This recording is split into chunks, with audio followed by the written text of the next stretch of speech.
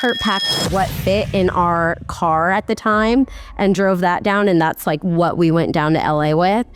And there was just like this pressure to succeed, and like we've given up everything for this dream, so now this dream needs to be our number one while we're in LA. If I have an idea, I'm gonna just do it.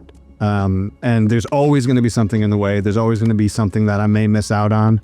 But you know, I mean, if I'm not ever gonna try it, then you miss 100% of the shots you don't take. Right. So might as well take as many shots as I can. And I enjoy the process. So I enjoy the journey that goes along with it. I enjoy failing, you know, because every failure I get to learn something and continue and hopefully not fail the same way next time. I have my good friends, Kelsi and Kurt, actors.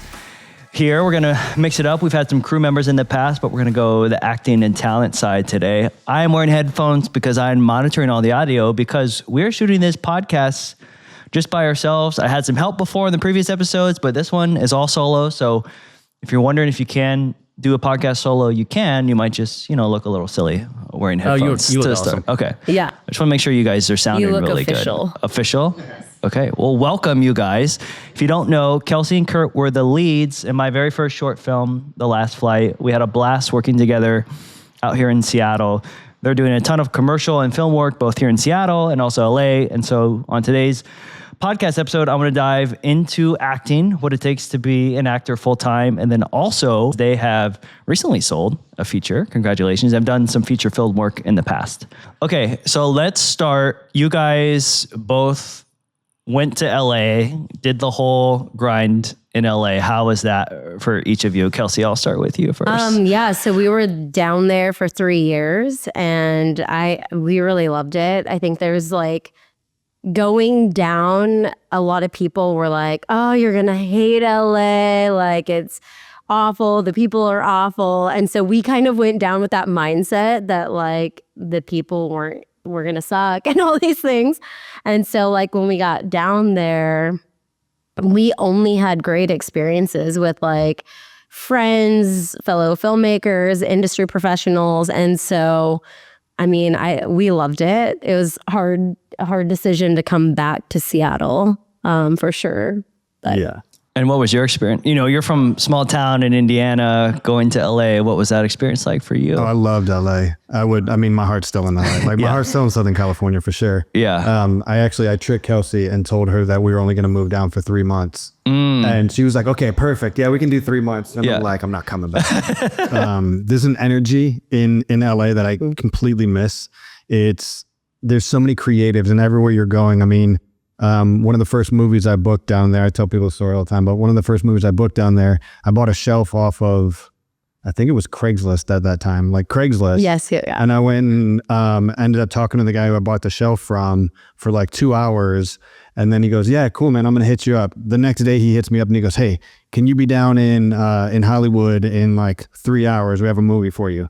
And that movie's still on Amazon. So we're literally at church. Kurt gets a text message that says, hey, like the lead in this feature film is not able to do this feature film. It starts filming tonight. And Kurt, here's 20 pages. Yeah, by the way, here's 20 pages and you're now the lead in this feature film and you're filming tonight. I mean, it's been a theme of my other guests I've talked to is like, you say yes and figure it out. Yep. That's kind of a theme of what's been going on. This episode of Frame by Frame is brought to you by Mogg Media. Whether you're a brand or creator or business looking to tell your story through powerful visuals, Mogg Media is here to bring your vision to life. Based in Seattle, but serving clients all over, we specialize in high-quality video production that connects and converts. From commercials, branded content, to social media videos, and even short films, we handle every step frame by frame. If you'd like to work with us, please shoot me a note, hello@danielmogg.com. I'd love to get in touch with you, hop on a discovery call, and see how we can work together in 2025. So I got to ask, because I actually did you guys meet acting or was it separate? You didn't meet on set, did you? I was probably acting a fool. Boom, boom. Yes, you Dad were. Dad jokes. Yep. So then did you guys go into acting together or how did all that come about? So Kurt was like high school drama. You did high school drama. I was drama in high school. It was drama in high school. But yeah. No. So I did plays and stuff in high school, and then my friends and I would get together and we would make movies. Yeah. We had as we all would.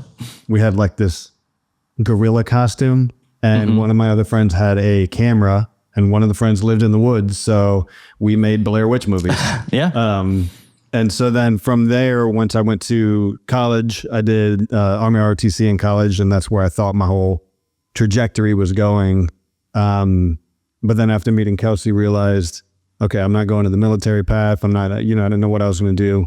And so after working every job, after moving to Seattle, any job you could think of, I worked it. I'm like, all of these jobs suck, man. I did not see myself in one of these for 40 years. Yeah. And so I'm like, well, acting was fun. I enjoyed that. I wonder if I'm gonna just do it on the side. And so I started doing student films, things like that. And then eventually it snowballed into being able to go full time. But throughout that, I was trying to convince Kelsi to do it too. I'm like, no, come on, you should do it. And at the time I was a dental hygienist. And then when we had our first son, Keo, I got carpal tunnel really bad in my hands. That's right. So I literally could not physically go back to work. And I used to have like this huge fear of the camera. And that's so funny. This is where I feel like the faith intersects, where like God like pushed me into this direction, because he took away the fear, gave me like an insane amount of love and passion for this industry right at the same time that I was no longer able to do dental hygiene anymore. And then just kind of like went into acting full time.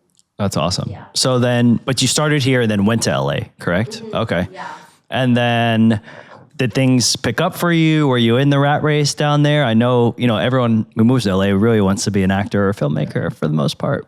Yeah, we definitely were. I mean, things were, when we were moving back, it was such a hard decision too, because things were really picking up. We was like booking some TV shows, some movies, and different things. And then we were getting relationships with casting directors, where that's where a lot of it, comes into play. The casting director knows you, and they like you and keep bringing you back in for other things, whether you book or not. And so we were creating those relationships. We were creating the network, and a network that we still have now. I still work with, a lot of the people that we met down there. But it was, we were definitely part of the race and all of it. I think like that was also probably like our biggest struggle too, I think, in our marriage, is that like we gave up what felt like everything in Seattle to go and pursue this insane dream down in LA. So we kind of left behind like everything up here, like as far as like our house, most of our stuff. Kurt packed what fit in our car at the time and drove that down. And that's like what we went down to LA with. And then obviously with Keo, he was 4 at the time. And there was just like this pressure to succeed. And like, we've given up everything for this dream. So now this dream needs to be our number one while we're in LA. And the hustle of LA is so real. It's like 50 times the pace of like Seattle. For sure. Yeah, like, I came from New York. It's like, it's insane. Like agents are, just like... You gotta be on your email all the time. Like, you get an email and like, if you don't respond to that email within a couple minutes, you're getting a text, hey, I sent you an audition. Like the important pieces of your life had to be on pause for this career. But I thought... put as number one, like before anything else. Yeah, which... if you're single and don't have a family, it's a lot easier to do. Yes, but, being a dad now, it's way different for sure. And there's always something happening in LA. Like it's constant things. Like we would go, sometimes have 5 auditions in one day. And that would be like a daily occurrence. Like you'd be driving from one audition to the next audition to the next. You'd have to keep like wardrobe and like hair makeup products in your car. Cause like, let's say you didn't have an audition that day, you went to the beach. Well, sure enough, right when you get to the beach, you get an alert from your agent. You have an audition. You need to be like across town in an hour, and you need to look like this. And you're like, yeah. What's like that 0 to 1 for folks who are interested in acting of getting an agent? I mean, I feel like there's so many phases that's like challenging about it, but I do feel like, does anyone just accept new clients, or how does that whole 0 to 1 work? Well, I think one of the things that we did first was, instead of going straight to an agency, I wanted to be able to have some experience to, one, know if I like it, and two, to be able to actually present myself with something. So I started just trying to find any way that I could find student films or just free projects, anything just to get experience. Some sort of like real and experience to show what you could do. But I know a lot of it, and a lot of people ask us too, how do I get an agent, whatever. I think, headshots are important, but when you get an agent, they're going to ask you for other headshots most likely. So it's just putting yourself out there and understanding that there's probably going to be 100 agents that say no, but there might be one that says yes. But if you give up after the first one, then you're definitely not going to find what you want. So I feel like in Seattle too, wherever you end up, I think if you're in a reputable class, you're going to meet other actors that are most likely with an agent. LA kind of has like this unspoken thing where you don't really ask other actors who their agent is or for representation, because it's more competitive, I feel like, in that sense. Whereas like up here, like Kurt and I are constantly recommending people to our agency and like connecting them, giving them her email and everything. But like I feel like classes is a good place to start, or even going on IMDb, other actors that you feel like you like their body of work. They might be in a similar tier, just starting out. You can see who they're repped by on IMDb, and then cold email.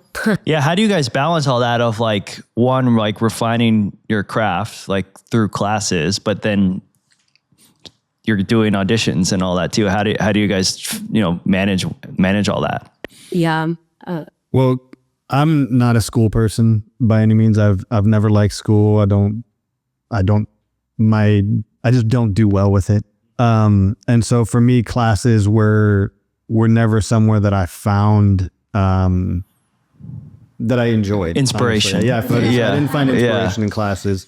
And I took some here, I took some in LA, and they were cool. But for me, it was more so just like going out and doing the thing, like going out and, I said like free projects or whatever, even just making my own stuff and putting myself in a different position than I've been in. And then also watching, not just watching movies and other people, but like people watching. So I'll go out and I'll watch people get in a fight, not like a fist fight, but, get in an argument. I'm like, okay, why is he doing that? What are they looking like? How are they expressing that emotion through their body, through whatever, and just try to implement those things. Or just being like super self-aware of your own emotions. Like sometimes I'll be in like an emotional, like let's say something's very sad and I'm like grieving and I'm so sad and I'm crying. There's like this like actor brain that then gets fired and is like, oh, what am I feeling right now? What does this look like? Like, what am I physically feeling? I'm like, oh my gosh, can't I just grieve? But I love classes. Like I took a bunch of different classes in LA, and I feel like it's kind of, it's like a muscle, like all the script work and memorization and all of that. So I think like when you're in a class, like I took one class where we would, at the start of the class, have like 5 pages, and we would be given like 20 minutes with these 5 pages, and then we would put ourselves on tape. Like, so you have to make the strongest choice for that character. You have to understand the scene, be able to break it down, and also memorize or be as best as you can off book. And I feel like that just helped in general with like, now when I get an audition and I see there's a lot of dialogue, it's not as big of a stress because I know I can do it because I did it in class. Yeah. That is interesting to think about, like the physicality of like, okay, I have to remember the words, but then also bring the emotion to it too. Yeah. Like I think for me, I like to understand like the context of like what people are doing, why they're saying something, understand the scene. And then I go into the dialogue because I feel like it's so much easier to memorize once you're like connecting to the words that you're saying. Yeah. Because it triggers like words, it triggers like images and flashbacks that your character might be having, which help you to like memorize. Yeah. Then it doesn't feel like memorization. It just feels like you're saying what you're supposed to be saying. Especially in good writing. Good writing, it's so easy to memorize because it's like coming off your tongue anyways. Yeah, that makes sense. So speaking of writing, you guys really transitioned from not only being actors, but then also filmmakers, producers. How is that transition? And we'd love to talk about your new feature, Second Chance. Oh yeah. Yeah, that's been a lot of fun. I think, when you've been acting long enough, we've been doing it for over a decade now, and there's just stories that you want to tell. But as an actor, you have to wait for those stories to cross your desk or cross in front of you. And then you have to, get booked into that story, which makes it an even, a lot of things have to align. Lots of things have to align. So I think that's where we started just wanting to produce and like make stories that we wanted to tell. And I had written short films before, but I was so intimidated by the thought of writing a feature film. And for our feature film, Second Chance, I feel like it was just like a Holy Spirit moment where I feel like I was laying in bed one night and I had been praying about writing a feature film, and I feel like God just like gave me that story. So I literally pulled out my iPhone and I began just like writing the story in a note in my iPhone. Mm-hmm. It doesn't have to be formal. Just write, get it down, get it out there. And then after about like 3 hours, I had like a full feature film. Wow. Dialogue, everything. Obviously, there had been like script doctoring and everything along the way, but like I had like the cake, the batter, the batter's in the bowl. The bones, the message, the people. And so that was really awesome to be able to produce, write, and also co-direct and have a voice in like how this whole picture was going to be made and told. But yeah, it's been really fun.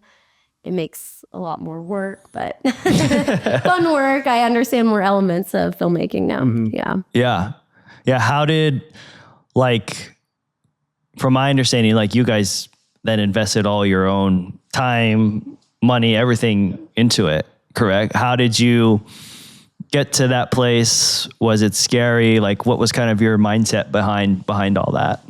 Yeah, we were waiting for like, after we had written the film and had like a pretty solid script and we're like, okay, we're happy with the script. Like, let's start, really going into pre-production on this thing.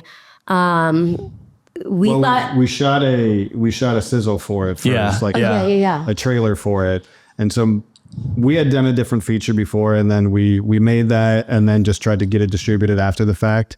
And so I was like, well, okay, maybe we can use this sizzle first and try to get some money coming in and, pay for this. And so I reached out to everybody that I could think of. I was trying to find distributors, production companies, anybody that would just be like, yeah, we'll fund it for you, but nobody did. So yeah. Yeah. So we were praying about it. And I feel like we both felt like God was like, I'm going to fund this for you. I'm going to provide for you. Just take that next step forward, which was very scary because when you take that next step forward, you're beginning to hire your crew, your cast, and you have a certain amount of money that you're promising each person, which is a lot with film. Mm-hmm. And we took that next step forward, and sure enough, like God just kept providing through old commercials got rebought. Like that happened with so many of our commercials where people were just like rebuying usage. So we never even had to like film anything. They just rebought the ad. Yeah. And then we were working like right up until we started filming. Then I booked something like in between. We had like a 5-day window off filming for our feature film. And I booked something in between that window. And so it's like, it just like God just kept like providing for us that it was just insane, an insane process. And we did have so many friends and family and people that we didn't know that contributed to our GoFundMe, which was so like nice for like crafty and stuff like that. Filmmaking is just insanely expensive. So it is. And it's like, it's tough because it's like, you want to make it as best as possible, but like their resources, it does matter and it does add up. So it is always a dance of like, how do I make this like the best quality with the resources? that I have. Well, even like you were saying, you know, cast and crew and all that stuff that we paid for. But like, as you know, too, it's not just the cast and crew. You have to have your locations. You have to have insurance the things to build in the locations, the insurance, we had a bunch of different areas that we needed: a hospital, we needed a church, a children's ministry room, we needed a car, we needed all of these things. And our church was gracious enough to allow us to use the building. And so we were able to use that building for the children's ministry room, also became the hospital, which also became other things. And then the basement became the apartment, and the parking lot was a church parking lot, but also our apartment parking lot because there was some graffiti on the fence. Yeah, we could not have done it without our church because they supported us like with all the different location needs that we had. And they were so amazing. Like the church ended up being like 90% of the locations of our feature film. And you wouldn't know that it was so many different locations in our film. So now being like on this side of things, it's done. What would you like go back and tell yourselves, like your filmmaker selves before doing it? Is there any like couple practical takeaways you have? Just do it. Yeah. I think we had that trepidation of like, okay, well, what are we going to do? You know, and then once we got over that, was like, okay, let's just do it. And I mean, everything then started flowing. God was just providing everything. Like I mentioned, the hospital room, he would just give us ideas of, you know, I looked at something, I go, we could just put up some curtains right here. And then I'm looking on Facebook Marketplace and somebody has this bed that, you know, like old Tempur-Pedic that sits up. And so they provided all of that. That was all free from Marketplace, and just all these different things that God kept like putting in. He's like, look here, or how about this? Or what about this? You know, and just giving those ideas. So yeah. I'm really happy with like how it turned out. We ended up getting our amazing friend who's an editor. She works on like Netflix, like all these huge television shows because of all that was happening. Like she was off work, you know, in our industry. Right. And so she came on board and just like knocked our film like out of the park. And it was so cool to watch it with the audience. And like people were crying, like so many people told me that they were just bawling and crying and in tears, which that made me feel so happy. And like so many people were like, we need this movie out in the world. Like we need messages like this of hope and redemption and all of that out, you know, for people to see, which when you get to, you know, experience that audience reaction, it's like so satisfying, you know, also nerve wracking because you're like, I hope people like my film. Totally. Yeah. And now if you could ballpark, like how many days was it shot over and like roughly how much was it made for? Yeah, probably 15 days and maybe we're probably at like 75 grand or so. Yeah. Okay. So if you're watching at home, 2 weeks, you're still under $100,000, which under I think in Seattle at the production level that you did it, like that's a huge accomplishment. Yeah. We stayed on budget, which was, I mean, we had to stay on budget. Hey, we had no option. But we were the producers. Well, we were the producers. We also did all of the set deck. Like we built all of the things out ourselves, sourced it all ourselves. And so that saved a ton. Yeah. You know, doing the set design because we already knew what was in our ideas, what we were wanting to do. And so that also like just by doing a lot of, you know, wearing every hat, you know, you can save a lot, but you also learn a lot. And, you know, we grew a lot too in there. So yeah, absolutely. And then how did the distribution, did that come from you? Did someone reach out to you guys? How did that all come about? Yeah, so basically... Or what you can share. Yeah. Yeah. So basically distribution, what I started to do is I just started to reach out to people. The first time we made a film, I just went on IMDb and found distribution companies. This time I wanted to sell directly to a network and say, okay, you know, forget the distribution company, forget the middleman. I want to go straight to a network and just have them buy it from us. But that didn't work out. So we ended up going through a distribution company, but it was searching for a lot of different ones. We wanted to find, it is a faith-based film, so we wanted to find a distribution company that had experience in that market. It was wild though, because at first, like there were so many like studios and networks that were like, oh, send us your film. And like one of, I don't even know if I should say his title, but he's basically the top at Sony's Affirm. And he has been so gracious, and he watched our film, but they don't typically buy films that they didn't do themselves. Yeah, which makes sense. Yeah. But then we had like, we had WB reach out, Lifetime watched it, Hallmark. So like all these like networks watched it, but because it is such a faith-based film, we had to find the right network for it. Someone that would take a risk on a faith-based film. Yeah. And it's hard to just get the contacts of the people. I mean, I probably reached out to 1,000 people, you know, and then, you know, finding a distribution company. I actually found one. I reached out to them. I didn't hear anything back because I just reached out through their main portal on their website. But then just randomly a friend called, and it was actually one of the guy who directed The Sizzle for a second. Okay. Yeah. He called and he's just like, hey, you know, I was just thinking, and I was talking to my friend, and she works with, you know, in Christian films and does these things. Here, why don't you hit her up? And so I hit her up and she goes, oh, I'm going to meet with this distribution company. And it was the one that I was looking at, a Christian distribution company. She's like, I'll just send your name to them, or I'll send your film to them. So she meets with them, and I messaged, I think it was the VP after that. And he's like, oh yeah, cool, we'll check it out. And then like a week later, he's like, hey, we love your film. We would love to distribute it. So just takes one. Yeah. So I'm curious, like, because you were with this project, like from the beginning, did you find it like easier or more challenging to like, you can go out with a script and a sizzle, you know, which is at least like something to go out with, or is it like better to go out with the fully finished feature film? Well, the nice thing about a fully finished feature film is that people can then take it as it is and start like selling it and get it distributed and get it out to networks.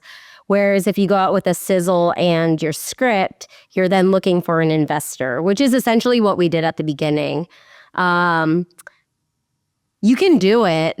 It's just harder because then you're waiting on someone to fund the project versus having a finished project that's like ready to be sold. So I feel like people were way more responsive with the feature film that's already done, because they just, that's all they wanted to see. They didn't want to see a trailer. They didn't want to see a script.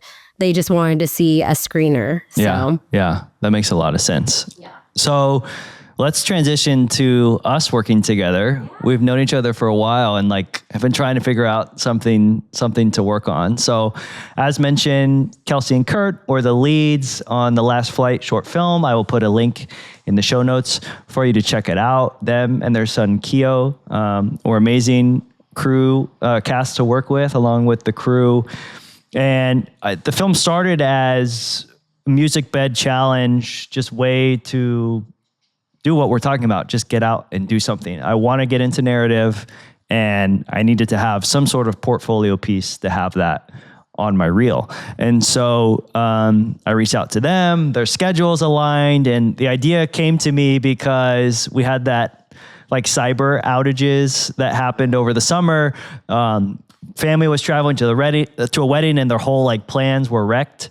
And so it got me thinking of like, what would it like be like in a world with no air travel, a modern world with no air travel? And so came up with this idea where all air travel is going to be banned, and this family that's in isolation because of a son with mystical powers, I don't know, a special ability, we'll call it, is there, and they're trying to catch the last flight out before all air travel is shut down. So that's the story in the nutshell. I brought these two in as the leads, and then Kelsi came on, was huge help with story consulting, writing, all of those things. And I think for me, like, I was most excited to work with you guys because I've mostly only worked with like athletes or folks that like don't really have like on camera background. So I'm like stepping back and away from it. Like, it was really fun. I'm someone that's like pretty collaborative creatively. So it was like nice to have you come with your own ideas and thoughts to it. But then also from the writing standpoint, like thinking about something in my head, but then hearing you say it like you mentioned before, like it didn't flow or like it didn't seem right. So like refining that with you guys, I think ultimately made the project better. What was your guys' experience working? I was super impressed. Like I watched the video or watched the film because I cannot believe that this was your first narrative short film. That's not how most people's first narrative short films turn out. But it was just like so well done, and the like on the day filming, everything moved so seamlessly. Like I like your style of directing. I told Kurt, I was like, oh my gosh, I loved working with Daniel, like as a director. And you had mentioned you're collaborative, which I feel like is like so much fun to like work in a space where you can be collaborative because, you know, everyone's creative and there's all these ideas. So that made it just such a great experience. Yeah, I definitely agree. You're very easy to work with, and you bring just anywhere you go, if anybody knows you, you just bring a good energy, and so that being on set too, especially, that energy kind of permeates throughout everything, you know, and so that is always really nice to have on set and to feel, and then being collaborative like you are, it's a lot of.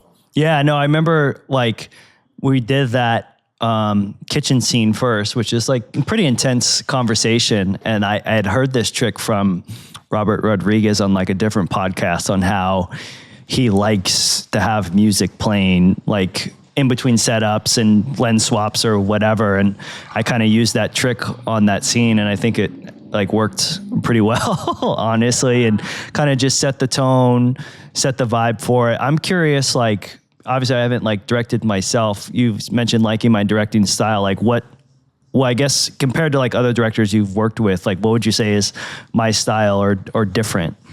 I just like that you did have like a clear vision of what you wanted. I always like working with directors that give some sort of feedback, whether it's like they like it or they want this changed or whatnot, because then you feel like they're not just letting bad acting or bad performance go. I like that you had like a clear vision with your story, how you were going to have it told. You're also very chill, so there was a lot that we had to film that day, and there were a lot of different things happening, you know, and you were just like so chill, which makes the space feel like a really safe space to just be able to live in it, perform in it, you know, be present in it. So that's what I really appreciated. Okay. Well, I'll flip it working with you guys. I think for both of you, like the juice that you brought to your characters was unexpected in the sense of how I was saying, like, I haven't really like worked with actors to like that extent before. So to like have your own juice that you guys brought to then like work together on was really exciting for me, because I'm used to like almost trying to like reach in and pull the juice out of someone. So to like kind of help channel it or do it a little bit differently. I mean, Kurt, I think some of the like, you know, emotional scenes that you had, like the screaming stuff we did at the end, and just like really tapping into like the dad roots that you have, and then having your own son like play the character. I think it was just like, for me, it was like such a special dynamic of like working in narrative like with you guys for the first time and like doing it as a family together. It was really fun. Yeah, that is something cool. Like we talk about family videos. You're like, oh, when I looked back and watched my family videos, I know. This shoulder mounted camera. Yeah, you have shot on red home video. Like now our family videos are like these sweet, awesome stories that, you know, that look really. It has a supernatural power. Yeah. Instead of just our imagination, it's our imagination with it all. So yeah. I know, and it's now I'm like, I want to do it again. Like it's like a bug that bites you. Mm-hmm. Like, oh, you can't wait. Like I was so like spent from it creatively because we had to like turn it. The whole thing was like 10 days. Like we did it. But now I'm like kind of itching and ready to get back into it. So, I think too, like that's the cool thing about writing. And I'm sure you found this too, but like Kurt's writing a series now, the God Keep series. And yes. It's like, check that out in the show notes. Check out the God Keep series on YouTube. Yeah. like and subscribe because it's YouTube. But it's so cool to see what actors bring to like the words that you've written on paper. And we're actors ourselves, but like even like Second Chance, like having all these different characters and all these different like backstories for each character. And then seeing the way that they bring your words from paper to life is so, it's like so incredible to watch. No, it's great. Like I remember when you just came over for like a casual dinner and we did like a loose table read, and I remember like kind of like the hairs on my neck standing up like, oh man, like this is real. Like this isn't just like in my head. This isn't just like words on a page. To like hear it come out of someone else was like cool and exciting. And like you said, that's like that addiction and that bug that you like want to keep going. So talk to me a little bit about the God Keep. I've been following it. I've watched a few. I think it's such like a interesting one concept, but then such a cool like avenue to give folks in filmmaking, both in front and behind the camera, like a nice, easy chops like into the whole space. How did this whole thing come about? So my buddy and I was actually the network from LA, somebody that I've known for 10 years now. We worked together down in LA. We made some stuff. We made our first feature together, which was a horror film, and so completely on the opposite spectrum.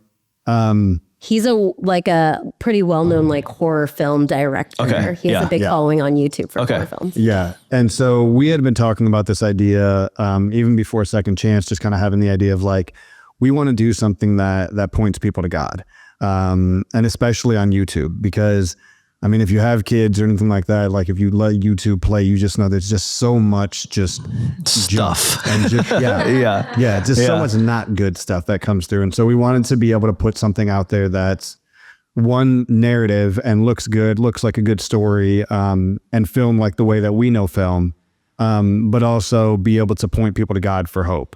And one of the things that we wanted to focus on is stories that are relatable, like real life stories, maybe not real examples, but definitely real situations that can happen. And so I was never a writer, but my friend Alex said, no, you can write it. I go, okay, so I'll write it. And now I think I've written 30 episodes and like 5 short films, 10 to 15 minute episodes, 20-minute short films.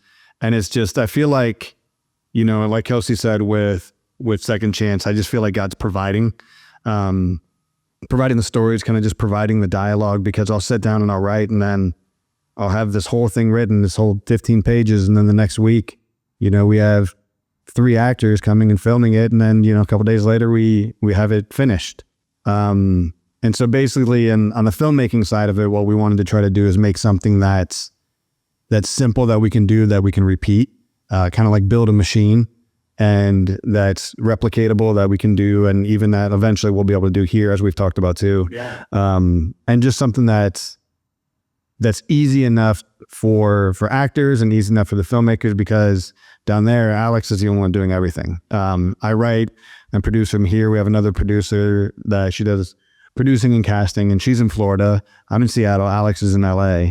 And so as a team, we're creating these things together. No, I think, to be honest, like, I think kind of what you're doing, what we did with Last Flight, is like kind of the future, from what I can gather, like, of filmmaking. I've been honestly pretty frustrated, and I'm sure you guys have had your moments too, where it feels like the mountain's high to climb, or you're just like banging on the door and like no one's going to open it. But like, we live in such a world now where like we can just, hey, I want to go make my own series on YouTube and like create my own writer's room, and like, let's do it. So I'm inspired by you guys, and I'm ready for the next project. Yeah. I know. I think that's like the hardest thing, is because like filmmaking, there's so much that goes into making a film that oftentimes you can be paralyzed because you're intimidated by like the next steps. But I think like what I found from like now producing and making a film, and you guys have shot over how many episodes now in like a month? Yeah, 16 episodes, 4 short films in a month. I'm like, it's like just taking that next step forward and just continuing to take a next step forward and just finding your team of like people. Like you pulled together like an insanely talented team. So that's like a testament of your career already, that people just wanted to support you in your first short film.